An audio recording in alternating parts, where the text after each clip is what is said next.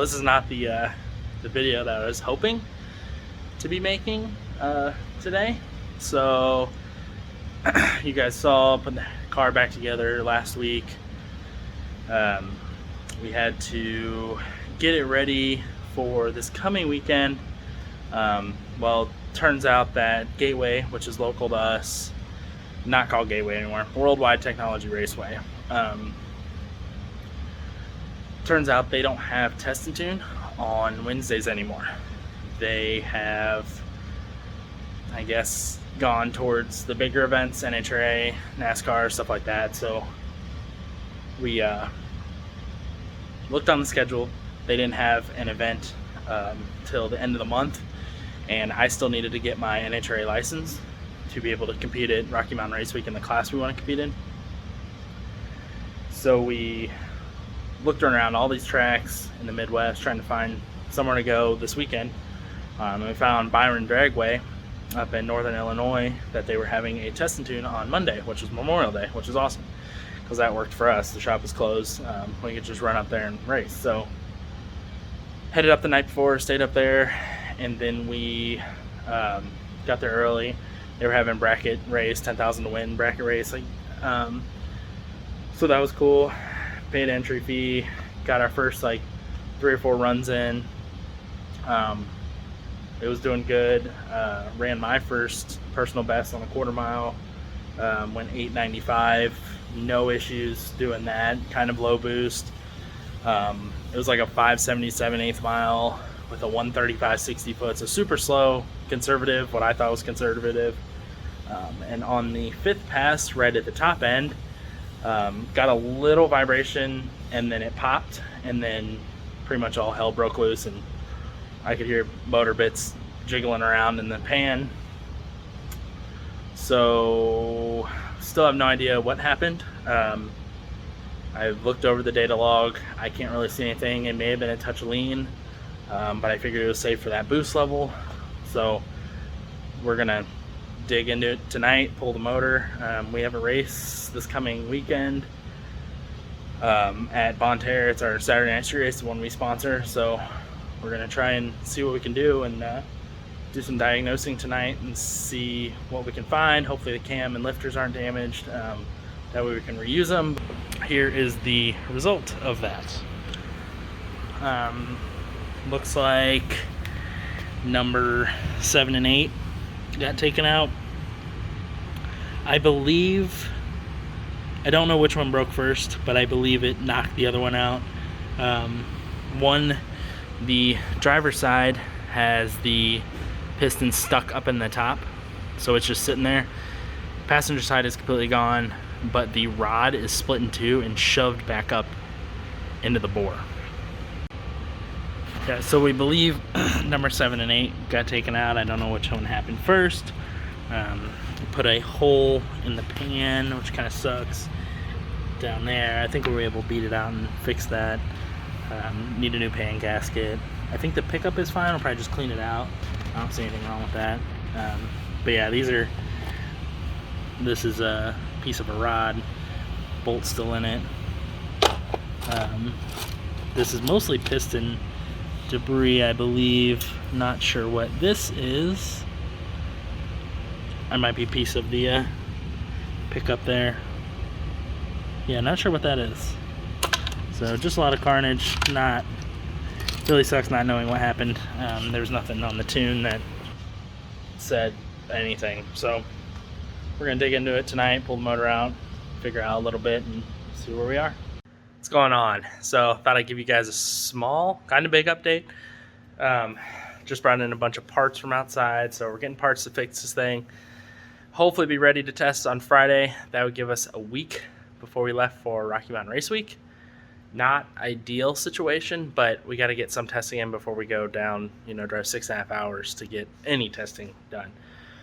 So the car is off it, obviously, all torn apart. I'll kind of show you guys what's going on over here. So got everything took off of it. Here's the cylinder head. So that, I believe, is the one that the piston came apart.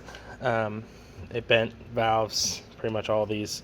I don't know about the intake exhaust. Didn't think it bent that one, but those heads are pretty much trash. So so what we came to find out is,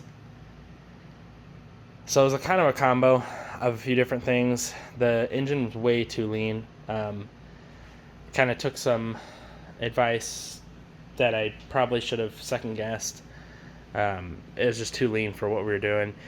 Coupling that with, we found out that the input shaft for the transmission does not let the correct amount of flow come out of the converter. So the fluid that was in this converter is actually, you can kind of see it. That's the color that that fluid was. When the fluid that came out of the transmission was red. So we're like, hey, this is not flowing. It's going in the converter, but it's staying there. It's not coming out. So Pete at Circle D noticed that. It was just weird because it's a TCS pump with a TCS input shaft. You would think they would work together, but they did not. So that leaves us with Tom is getting a input shaft ordered tomorrow. But other than that, that's really the last part. We're waiting on some new lifters, and I'll show you that in a minute. But we got to clean the turbo out, clean the headers out. Hot side's got to get cleaned out. Cold side's got to get cleaned out. We got to take the intake off of that, the top of that off to clean it. Here's our old cam. So we got pretty beat up under there. Here is what the car looks like 2 weeks before Rocky Mountain Race Week, so that's nifty. Not ideal, not a great situation to be in, but I'm glad that it happened now and not on Rocky Mountain Race Week, because we probably wouldn't have noticed it. So the converter issue showed its face when we put a looser converter in it and actually made it tighter. The first stator that we had should have been perfect. It should have been the right stator for what we were trying to do. Well, when it was way too tight, I was like, hey, I messaged Pete. I said, hey, this is too tight. So we went with a way looser one, just kind of swinging for the fences, and it made it tighter. So it was dropping almost 2,000 on the shift, which was not good. So we have the new input shaft, new motor coming together. I'm working on that today. Today is Sunday. I was out yesterday and Friday night, so I was hoping to get a lot done, but I had a kidney stone, which really put the damper on things. So I'm back out here today. Still in a little pain, but we'll push through because we gotta get this done by Friday, which is a monumental task to get all of this back together. So thanks to Samsel, my buddy Samsel, this was his actual backup motor. It's an LC9. He got it from the same place I get mine from. Import a part in St. Louis. They do a lot of this is probably a factory pull-out style motor, probably oil consumption, something like that. There's some scratches on the cylinder wall, barely enough to cut your nail, but I'm gonna dingle ball hone it and hopefully take those out. But that's probably what it was pulled for, was oil consumption. So I don't really care, because it is what it is on a race motor. So here is the old one. As you can see, there is no piston left in there, and there's valves that have touched every single one of them. And you can see how much junk is in every single crevice of this thing. So, and we got a nice window. On this side, this piston was about to come apart, but valve touched on all of them. That bearing I tossed in there, that's not natural. So this one, I got to take those dowel pins out, take my sensor out, or the sensor plug.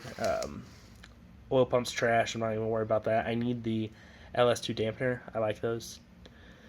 So we'll have to, I want to say this one actually comes with it. I don't know. We'll have to check. But we're going to put new bearings in this one. I'm going to take it apart, clean it, all that good stuff. But this thing had been beating the bearings out of it for probably that whole day when we went to get my license passes. Because that's what the rod bearings look like. That's what happens when you run it too lean. So they're just worn the hell out. So I don't know why the camera's not focusing, but they're just cooked. So it sucks, but it's kind of a blessing in disguise because we found the trans issue and we found, hopefully, the motor issue is just too lean for what we were trying to do. So I'm going to start getting some stuff cleaned up. Mark brought his ultrasonic cleaner, so I'm going to be ultrasonicking the push rods, make sure there's no junk in them, and then the probably the lifters, I think. I'll probably set that whole rail in there, make sure it's good to go. But I'll start taking this apart, getting some stuff cleaned, and see where today takes us. All right, little shop car update. So it's been a crazy few days. I haven't updated as much, I haven't filmed as much, just because we've been hammered down getting stuff done, obviously in the shop too. That's, you know, I've always said that comes first. So we do work during the day, and at night is, you know, shop car time or fixing stuff on it. So past few days have been crazy. Kind of going to give you a rundown of what we're working on and what's going on. And we will kind of go down the line and go over where the motor's at and kind of show you that. So my buddy Doug was just up here. He got all the oil lines cleaned out. He got the intake cleaned out because it was full of metal shavings and just general junk. He got that all cleaned out, put this back on. He got the oil pan cleaned out pretty well, actually. He cleaned it really well. We actually pried this up to get down in this little pocket that's down here. It's like, I don't really know why it's there, but as I'm wiping this, I'm finding more stuff, but I'll still have to go through and clean it a little bit more. But this is the type of shit that was in there, just everywhere. So obviously this still has to go. Anything that gets picked up has to go through the oil filter, but I'm just trying to avoid that in general. So we lifted this up to get down in this little pocket and clean that out. Fix the windowed area. Doug did his weld magic. I got the timing cover cleaned out yesterday. We swapped back to the stator that we were originally running. So we found an issue with the input shaft working with the TCS pump that's in the car.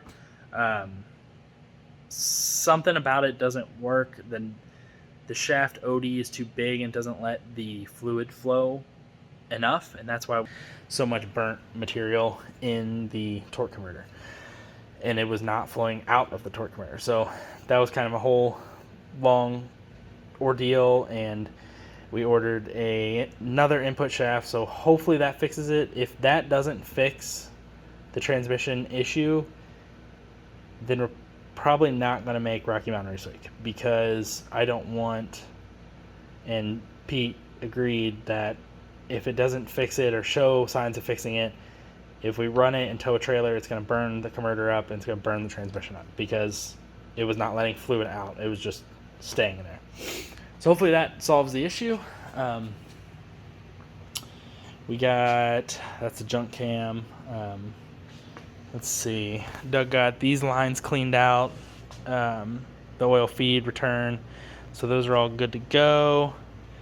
He did a little tuning on the laptop so we could run our 12 position sensor in the car, so I can pull timing retard, and then we got our pump gas set up so I don't have to unplug the pump in the back, and I can just turn the dial and turn the pump off. So cool design. We also got, for Rocky Mountain, Mark put this in. It is a bigger transmission cooler, so hopefully won't have any issue cooling the transmission. So here I'm getting the motor together. I'm about to degree it because we had some insider info that the LC9 cranks are advanced or retarded, like 4, 5, 6 degrees maybe possibility. So we're gonna degree it. I just got my instructions because I don't remember how to degree it cam. But this motor is pretty much ready to go. Short block, actually it's a long block now. I got the rockers ready to go, push rods are in there, so it's all good to go. Had parts delivered today. Got an adjustable cam gear here, so we can make the adjustments if needed. What what else? We got our lifters, got an oil pump. So yeah, it's been a crazy week, and it's been a week and 1 day since the motor blew up. So I think we're doing pretty well. I've been out here pretty late working.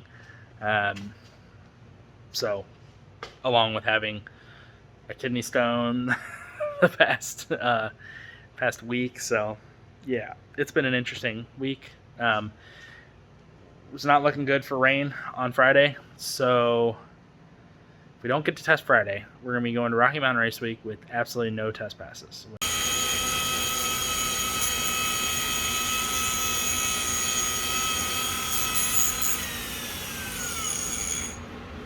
What you fabricating over here? Streetcar stuff? Streetcar stuff. It's got this sweet looking hitch going on. Oh, yeah. This is called Ingenuity. Cut up, I don't know, where'd you get it? Where'd you get the other one? Charlie's. Cut up the Charlie's hitch. Yeah. That was, I don't know, on what, 1.25" square bar? I think so, yeah. And then, use the bend. yeah, literally just use this part. Cut It's everything a else $22 off. bend. Yep. Hell, thick piece of metal. Yeah. Chinesium's not cheap right now. True. So he's just making a brace on there to hopefully give it a little more strength. Yeah. Which I don't think it'll bend ever. Because I'm pretty sure that bar was 4340, which is... Yeah, and it's not a tube, it's solid. Yeah. Solid bar. It's nice because it sticks it out a little further. Took me about half an hour to drill the hole in it. Yeah. For the... Yeah, I definitely think that was hardened. Yeah, it was. Yeah. But we got the motor almost ready to go in. So motor's almost ready to go in. It's yeah, the only thing is just put it in. Buddy Samsel's over there doing some wiring. This is the last minute going from, I don't know, is it Gen 3 stuff? Is it Gen 3 or Gen 4? Or is it just cam? Oh, that's right. Yeah. So you have to do some stuff with the cam sensor, crank sensor. So hopefully we'll be putting the motor in pretty soon. I think once Mark gets done, we'll put it back in here and start hooking everything up. So everything's currently off of it. So got a week till we leave for Rocky Mountain Race Week. So planning on testing Saturday, I think that's the plan. Fridays, I think it's gonna rain, so at least Saturday we can get some test passes in and hopefully everything goes well and the transmission's fixed. And see what happens.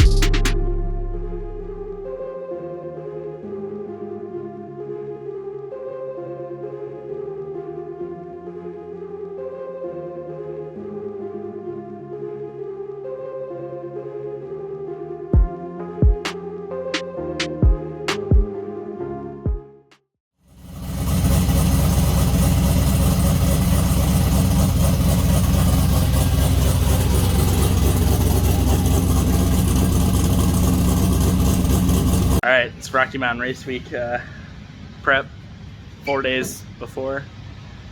It wouldn't be Rocky Mountain Race Week if we weren't waiting till the last minute to do anything. So Mark's in his new bed, new home. Yep. This is where he's sleeping for the week. Definitely. He's currently wiring. I might let him sleep in the hotel room. And then, yeah, want me to do a good job. So we haven't really showed the trailer. I think I had a little bit of a clip of it, but we're getting some mods done. So these used to be windows for your dogs so they could see out or whatever. So they could breathe. Yeah, so we patched those. We took the Pro Stars off the blue car and put those on because they lowered the trailer a little and they look good. Because the blue car is not getting done because somebody blew up the motor in the... Yeah, I don't know who would do that. I'm trying to punch out this aluminum panel, so all these have individual blocker. It splits it into like 4 compartments, so I'm trying to fit the big awning that we have, which is over there, because it's supposed to be like a high of 100 every day. So we're taking the big one, so putting that in there. So I got to push that out. We got the trailer brakes on, just need to be wired, waiting for the brake controller. Got the big, yeah, we don't have that yet. Thanks, Amazon.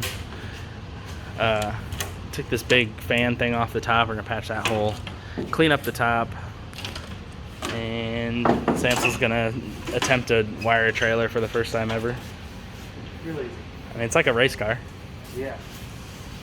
essentially. Except you don't have any materials. There's some. We have the trailer wiring kit. Yeah. You just wire nut it. That's all you need.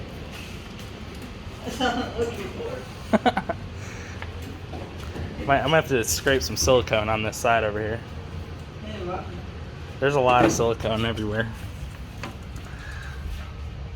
So I took out all these rivets. So I'm hoping I can just push this out and then that awning will fit perfectly in there. That's the plan anyway. Rocky Mountain Race Week prep is under full swing. So we got, last video you guys saw, we had a, I don't know if I said it or not, but you guys heard it idling. It wasn't idling at the right AFR. It was at like 3.0 when it should be at like 6-ish. So kind of pinpointed down to a injector that was hung open. And in fact it was, because when I took off this rail, there was like no fuel that came out of it, and this injector was empty. The rest of them had fuel sitting, had methanol sitting in them. And then when I took this side off, same deal, or not same deal. This one had a ton of fuel in it. All the injectors were full. So as you can see, we got them back in. They are, man, these Motion Raceworks valve covers are dirty. Sorry, Doug. It's my bad. We'll get them shined up. But so we got all of them clean, flowed. We had to borrow my buddy John's injectors. He has 8 Bosch 210s, so we borrowed one of his, and then we're gonna have in that mess over there. That's kind of our race week. We're taking this pile over there. He brought us 8 injectors, so we used one for our dead one, and then we have 7 more. So I kind of messed up when I put them on. I didn't use, I thought these had some oil on them and they didn't, and I accidentally grabbed them. So as you can see there, I bit them with the fuel rail. So luckily I caught that. There was a little orange or a yellow speck in there, so I caught that. But yeah, started up fine. Idles where it needs to. Sounds great. No complaints. Today I didn't really film much. We did add a slip collector down there because something, I don't know what's going on, but every time I take this off the hot side, it's either moved or it's in a different position. I don't know if it's because the gaskets that we're using on this car are thicker, or because we took the motor out, maybe it's in a little different position. But I just wanted to not have 3 connections that we had all line up, so we just have 2. So we just have the turbo and the hot side on that side, and then down there we have a slip collector that is on this side, so it makes this side a little easier to line up. It doesn't leak, so that's great. So yeah, Mark worked on, he stayed after a little tonight, and he got, sorry, it's a mess around here. We are in full work and thrash mode for Rocky Mountain Race Week. We're also getting cars done. So it's been crazy working on 3 cars at once and then prepping the race car and trailer at night. If I'm a little I'm not talking right, then that's why. So Mark finally got our battery plug in. So I made this when we built the car. So this basically just has, this is just a big circuit breaker. Basically the same thing as the switch in there, but this one will pop at 175, the other one won't. So if that hits 175 amps, it'll pop that. But we also have a battery charger port, so when I turn the car on, it reads the voltage, and then we have the connector for a battery charger. So pretty nifty. So he had to take the battery out, wire that in. So got those all connected. Works great. So yeah, that's it about on the car. I don't really have, I have to put the engine diaper on, and we have put, I gotta zip tie a bunch of stuff just because I took the motor out. So I'm gonna walk over here and kind of show you guys the trailer, since we didn't film that either because we're slacking and we've just been hammered down on stuff. So you guys saw Samson was getting some wiring done. It's kind of tucked over here. So this is the trailer. We took some we took the Pro Stars off the blue Fox body because that's another video. We were planning on it until someone had to go and blow up their car. This is it's kind of temporary, but I think they look great, and this trailer is looking pretty snazzy. We have one more hole to patch. We're gonna clean the top off because there used to be a vent with a little shroud type deal, so we're gonna clean that off. I think Gavin's gonna come and polish it, shine it up, give it a spit shine. So under here, hopefully I can get this tied up. I don't want it to get caught. So this is a Milwaukee battery adapter. Some of you guys have seen this. Basically just takes a M12 or M18 and connects it. You can use it for, actually this one's for Power Wheels. It actually said Power Wheels on the box, but we're going to use it for lights. So we have these lights right there and right there. So we can, I'll kind of show you guys.